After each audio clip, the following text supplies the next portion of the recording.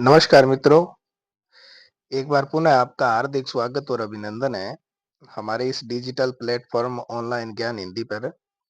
देखिए हम व्याकरण की क्लासों में को कंटिन्यू पढ़ रहे थे, जिसमें हमने अब तक के 2 टॉपिक है उसको पूर्ण रूप से पढ़ लिया है। ये एसआई परीक्षा की जो तैयारी कर रहे हैं विद्यार्थी, एलडीसी, रीट है, सेकंड ग्रेड है, फर्स्ट ग्रेड है, उसमें व्याकरण का बड़ा अहम योगदान होता है। और मैं ये कहता हूँ कि कोई विद्यार्थी अगर ध्यान से इसको पढ़ लेता है, तो उसको व्याकरण में कहीं कोई दिक्कत नहीं होगी। तो हमारा अगला टॉपिक शब्द विचार है, उसको लेकर के हम चल रहे हैं।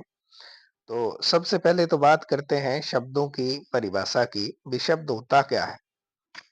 देखिए, वर्णों का जो सार्थक समूह होता है, उसको हम शब्द कहते हैं। अब सार्थक से अर्थ क्या है? सार्थक से अर्थ है कि उसका कोई न कोई अर्थ होना चाहिए।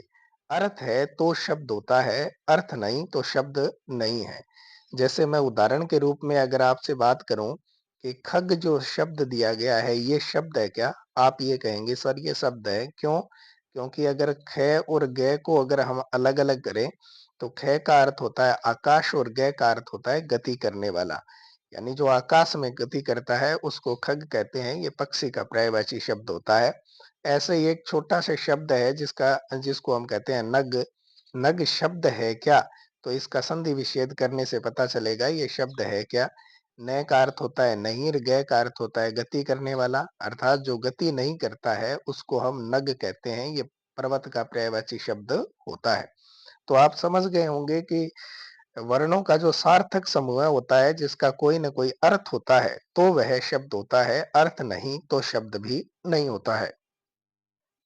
यहाँ पर एक शब्द दिया गया है, जैसे कमल है, पुस्तक है, ये अपने आप में कोई न कोई अर्थ रखते हैं, इसलिए इनको शब्द माना जाता है।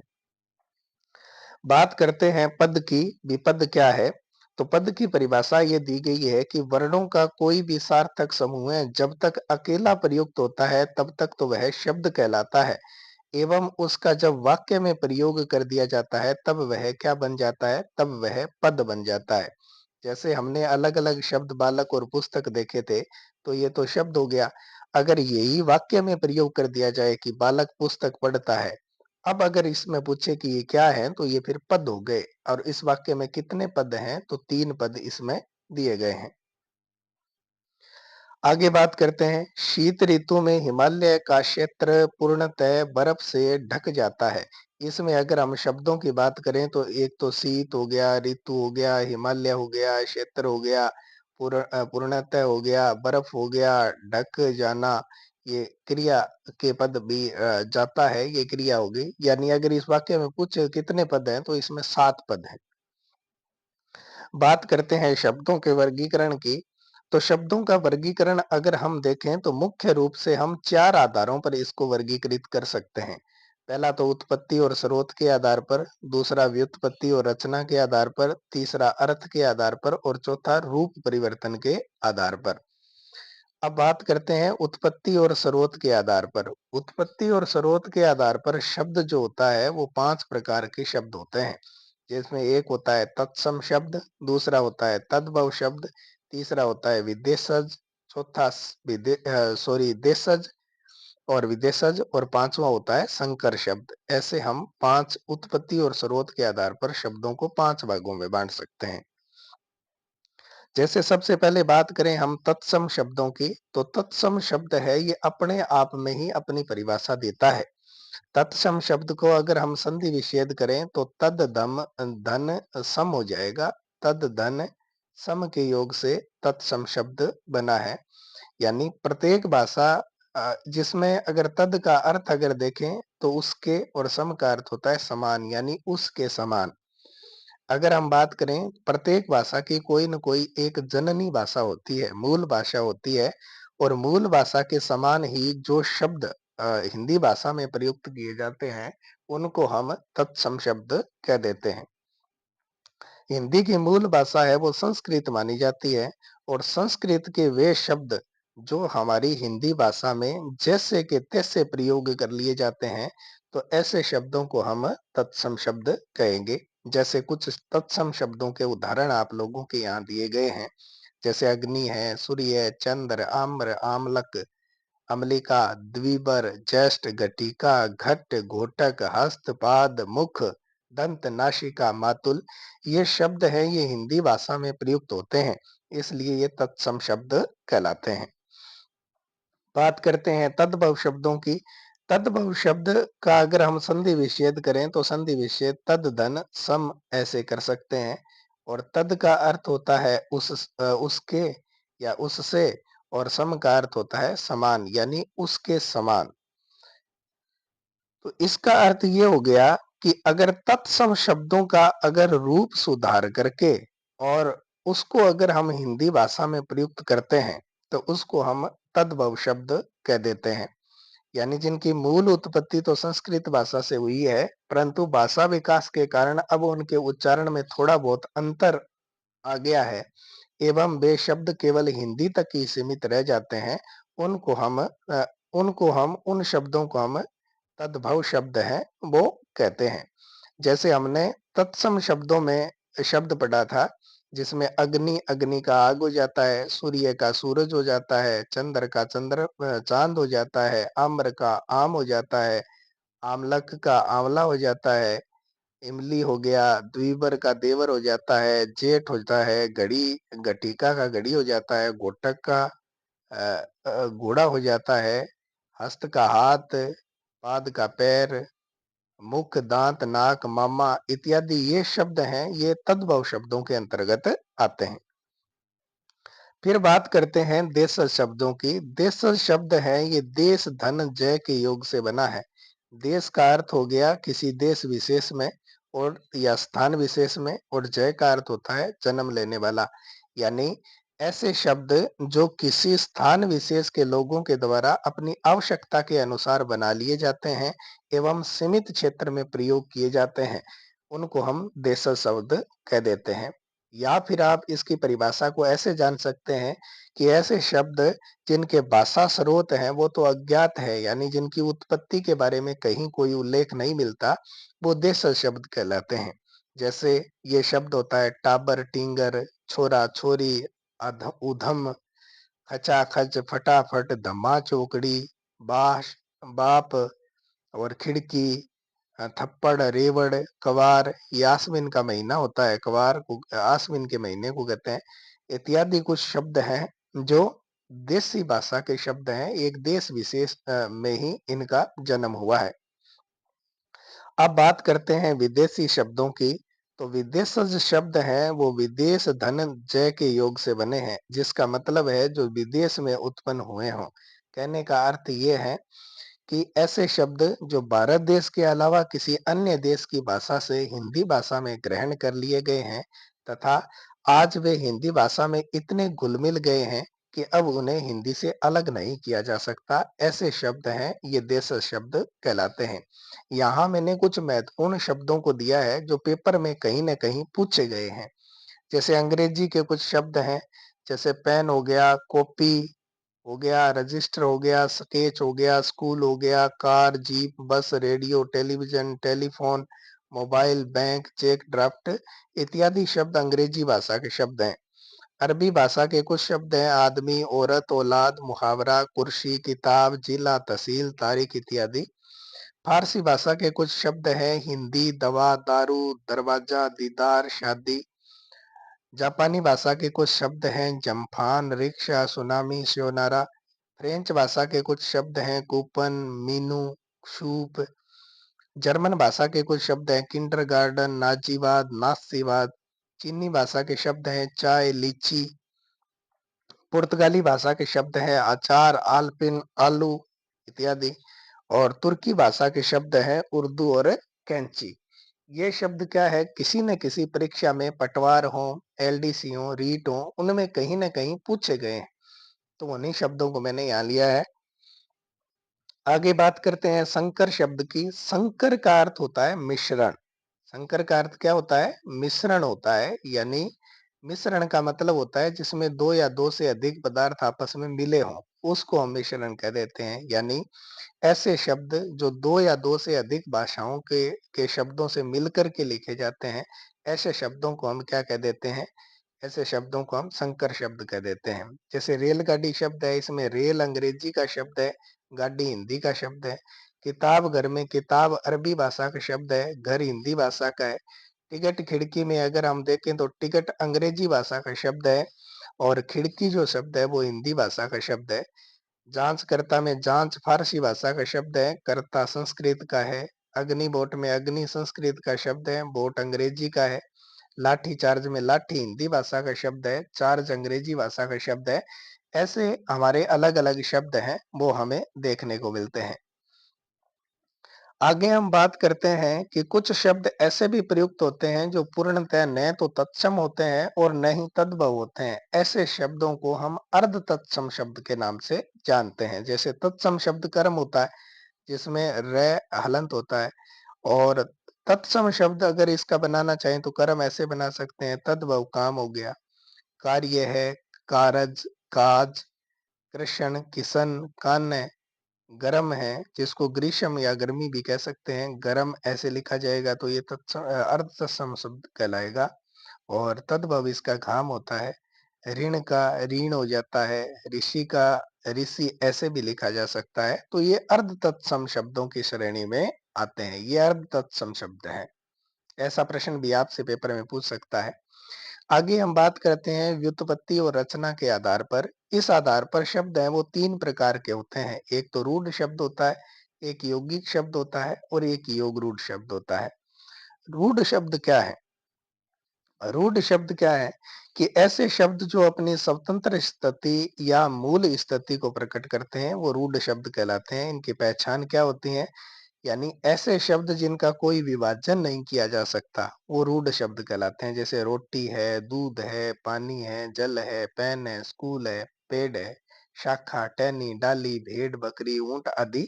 ये शब्द क्या कहलाएंगे? ये शब्द कहलाते हैं रूढ़ शब्द। यौगिक शब्द होते हैं जो कम से कम दो शब्दों के योग से बनते हैं, वो यौगिक होते हैं। जैसे हम संधि, समास, उपसर्ग, प्रत्यय इत्यादि की प्रक्रिया में जो शब्द आते हैं उनको हम क्या कहते हैं? उनको यौगिक शब्द कह देते हैं।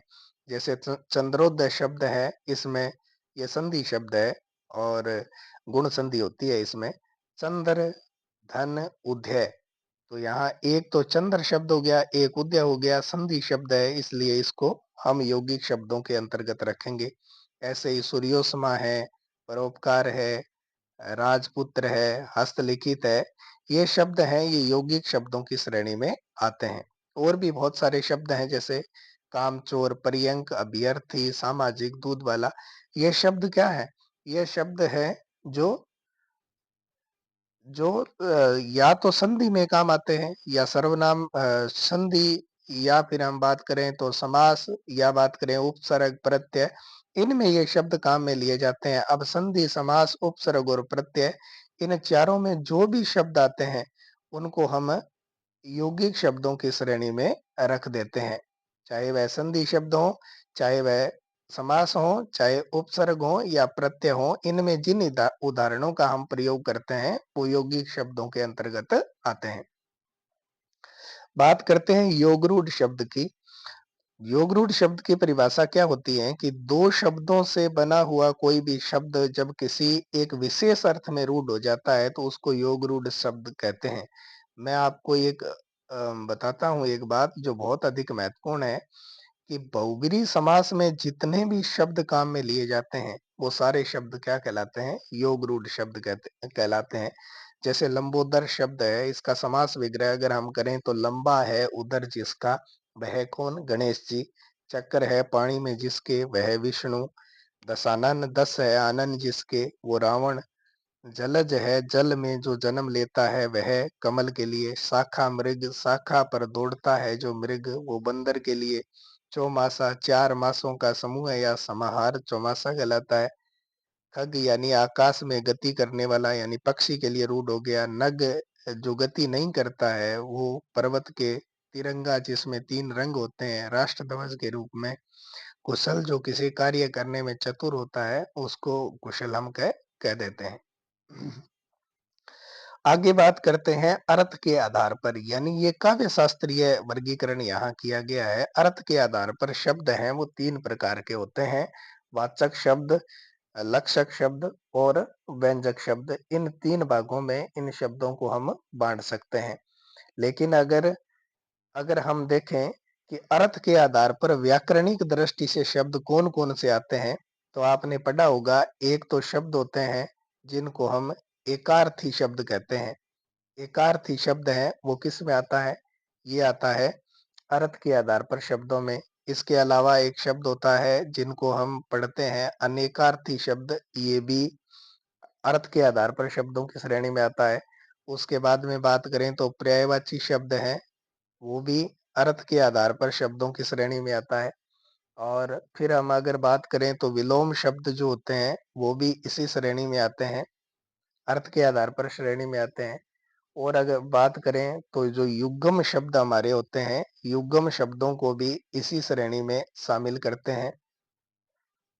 फिर अगर हम बात करें तो युग्म शब्द के बाद अगर हम बात करें तो जो एक शब्द होता है, यानी वाक्यांश के लिए एक शब्द होता है, वो भी इसी श्रेणी में शामिल किया जाता है। और अगर हम बात करें तो भिन्नार्थक जो शब्द होते हैं, जो भिन्न अर्थ देते हैं, भिन्नार्थक शब्द जो होते हैं, वो भी इसी श्रेणी के अंतर्गत आते हैं। भिन्नार्थक शब्द होते हैं, वो भी इसी श्रेणी के अंतर्गत आते हैं। और एक होता है कि समूहवाची जो शब्द होते हैं, जो किसी समूह को प्रकट करते हैं, वो भी इसी श्रेणी के अंतर्गत आते हैं। और एक शब्द होते हैं जो ध्वन्यार्थक शब्द होते हैं, उनको भी इसी श्रेणी में हम रखते हैं। जैसे पशुओं की जो बोलियां हैं, पक्षियों की बोलियां हैं, कुछ जड़ जो ध्वनियां होती हैं, जैसे बिजली का कड़कना है, दरवाजे का खटखटाना है, और छुक छुक की जो आवाज आती है वो रेलगाड़ी की, बादल जो है वो गरजना, और खनकना, जैसे सिक्के हैं वो खनकते हैं, ऐसे शब्द भी इसी श्रेणी में हम रखते हैं। तो अर्थ के आधार पर अगर हम शब्दों का वर्गीकरण करना चाहें, तो मूल व्याकरणिक दृष्टि से इनको 9 भागों में बाँट सकते हैं। लेकिन अगर काव्य शास्त्र की अगर हम बात करें, तो अर्थ के आधार पर शब्द हैं वो 3 प्रकार के होते हैं। पहला होता है वाचक शब्द। वाचक शब्द किसे कहते हैं? जो अपना मूल अर्थ देता हो, यानी मुख्य अर्थ देता हो, लोक प्रसिद्ध अर्थ देता हो, शब्दकोशी अर्थ देता हो, तो उसको हम वाचक शब्द कह देते हैं। जैसे गधा चर रहा है, गाय घास खाती है। अब गधा शब्द है, इसका अगर हम मुख्य अर्थ देखें तो इसका मुख्य अर्थ एक पशु विशेष से लिया जाता है। एक पशु विशेष होता है गधा। और अगर शब्दकोश में देखना चाहें तो शब्दकोश में भी हमें ऐसे मिलेगा कि गधा शब्द है ये जातिवाचक संज्ञा शब्द होता है, पुल्लिंग होता है, एक वचन होता है, और इसका अर्थ जानवर विशेष होता है। और लोगों में अगर गधा शब्द के विषय में पूछें तो उत्तर यही मिलेगा कि वो एक जानवर विशेष होता है। ऐसे ही गाय है, राजस्थान है। लक्षक शब्द कहाँ होता है? दूसरा शब्द हमारा लक्षक शब्द है। ये लक्षक शब्द कहाँ होता है कि वाक्य में प्रयुक्त किए जाने पर जब कोई शब्द है वो अपना मुख्य अर्थ, शब्दकोशीय अर्थ या लोक प्रचलित अर्थ तो नहीं देता है, बल्कि लक्षणों के आधार पर अगर कोई अन्य अर्थ हमारे सामने प्रकट करता है, तो उसको हम लक्षक शब्द कह देते हैं। जैसे राम गधा है, ये वाक्य आ गया। अब सबसे पहले तो लक्षक शब्द ग्रहण करने के लिए 3 बातें हमें ध्यान होनी चाहिए। सबसे पहले तो मुख्य अर्थ में बाधा उत्पन्न होगी। मुख्य अर्थ में जब बाधा उत्पन्न होगी तो हम क्या करेंगे? लक्षणों के आधार पर उसका अन्य अर्थ लगाएंगे। और लक्षणों के आधार पर अन्य अर्थ लगाएंगे तो उस अन्य अर्थ के पीछे हमारी कोई रूढ़िगत परंपरा या प्रयोजन विशेष जुड़ा होगा। जैसे राम गधा है, सबसे पहले तो मुख्य अर्थ में बाधा उत्पन्न हुई जी, राम तो किसी व्यक्ति का नाम है, वो गधा कैसे हो सकता है? तो हम लक्षणों के आधार पर अर्थ लगाएंगे कि वो गधा तो नहीं है, बल्कि वो मूर्ख है। ऐसे ही सीता तो निरी गाय है, अब गाय कैसे हो सकती है? सीता तो किसी लड़की का नाम है। तो अर्थ लगाएंगे कि वो सीधी साधे सरल स्वभाव की है। और राजस्थान वीर है, तो अर्थ लगाएंगे भी राजस्थान तो नहीं, बल्कि राजस्थान के लोग। ये लक्षक शब्द हुआ। अब बात करते हैं व्यंजक शब्दों की। व्यंजक शब्द वह होता है जो अलग अलग प्रसंग या संदर्भ के अनुसार अपना अलग अलग अर्थ देता है। व्यंजना शब्द शक्ति में काम में लिया जाता है ये शब्द। जैसे अगर हम देखें तो जैसे एक वाक्य आपके सामने दिया गया है कि आग में जल जाने से क्या होता है? अब जल शब्द है, इसके 2 अर्थ है। एक तो आग में, कोई तो कहेगा जी आग में जल जाने से फफोले होते हैं, और कोई कहेगा आग में अगर जल यानी पानी जाएगा तो आग है वो बुझ जाती है। तो इस शब्द न शब्द तो एक ही था, लेकिन प्रसंग और संदर्भ के अनुसार इसने हमें अलग-अलग अर्थ दिया, इसलिए व्यंजक शब्द हुआ। दूसरा है कौआ उड़ता आकाश में मगर रहता कहाँ? मगर का एक अर्थ तो लेकिन से लिया जाएगा, लेकिन एक मगरमच्छ से भी लिया जा सकता है कि कौआ तो आकाश में उड़ता है लेकिन मगरमच्छ कहाँ रहता है? या फिर कौआ उड़ता तो आकाश में है लेकिन रहता कहाँ है? ऐसे ही पानी गए न उबरे मोती मानुष चून, ये पानी शब्द है, इन तीनों शब्दों के संदर्भ में अपना अलग अलग अर्थ देता है। मोती के संदर्भ में चमक, मानुष के संदर्भ में इज्जत और चून के संदर्भ में जल। ये सलेस अलंकार का पद है, यानी सलेस अलंकार के जितने भी पद होते हैं उसमें व्यंजक शब्द ही माना जाता है और ये शाब्दी व्यंजना शब्द शक्ति के अंतर्गत आते हैं। आगे बात करते हैं रूप परिवर्तन के आधार पर। रूप परिवर्तन के आधार पर शब्द हैं वो दो प्रकार के होते हैं। एक तो विकारी शब्द होता है और एक अविकारी शब्द होता है। अब विकारी शब्द किसे कहेंगे? जिसमें लिंग वचन और पुरुष के आधार पर कोई विकार या परिवर्तन आ जाता है तो विकारी शब्द होता है, और जिसमें लिंग वचन और पुरुष के आधार पर कोई जो है उसके अर्थ में कोई बदलाव नहीं होता है तो वो अविकारी शब्दों के अंतर्गत आता है। अब विकारी शब्द कितने होते हैं? विकारी शब्द चार होते हैं। एक तो होता है संज्ञा, जिसको हम संज्ञा कहते हैं। दूसरा होता है सर्वनाम, तीसरा होता है विशेषण और चौथा होता है क्रिया। यानी ये चार जो शब्द हैं इनमें लिंग वचन और पुरुष के अनुसार आपको परिवर्तन नजर आएगा। तो ये चार होते हैं विकारी शब्द। इसके बाद में अविकारी शब्दों की बात करें तो अविकारी शब्दों में अव्यय शब्द आता है।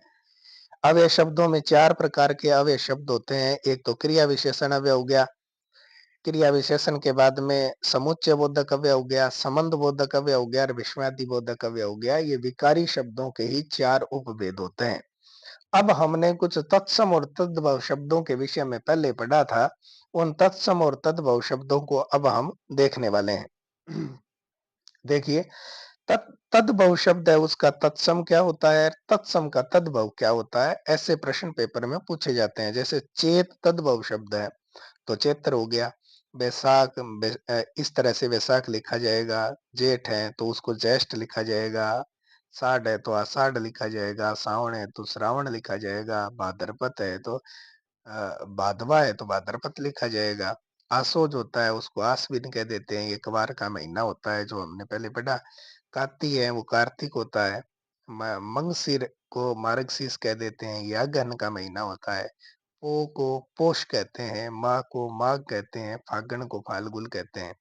ऐसे ही आंख को अक्षी कहते हैं, नाक को नासिका, कान को करण, मुंह को मुख, दांत को दंत, दाढ़ को दृष्टा, जीभ को जीवा, गर्दन को ग्रीवा, कंगा को स्कंद कहते हैं। स्कंद कंगा होता है।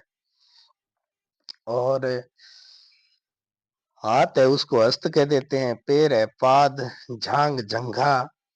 तद्भव शब्द है नाखून को नख, गाय को गो, बैल को बलिबृध, पीठ को पृष्ठ, बछड़ा वत्स, घोड़ा घोटक, घोड़ी घोटिका, गधा गर्दभ, हाथी हस्ती, ऊंट उष्ट्र, चीता चित्रक, भालू भल्लुक, बंदर बानर, कुत्ता कुकुर, बिल्ली मार्जारी, रींछ ऋषभ, भेड़ मेष, बढ़िया वक्र, और नेवला को नकुल, बाघ को व्याघ्र, मेंढक को मंडूक, मक्खी को मक्षिका, मच्छर को मशक, बिच्छू को वृश्चक, चिड़िया को चटका, कपोत को कबूतर कहते हैं, कोकिल को कोयल कहते हैं, काक को कौआ, तोता होता है सुक, मैना सारिका, झाड़ू मार्जारी।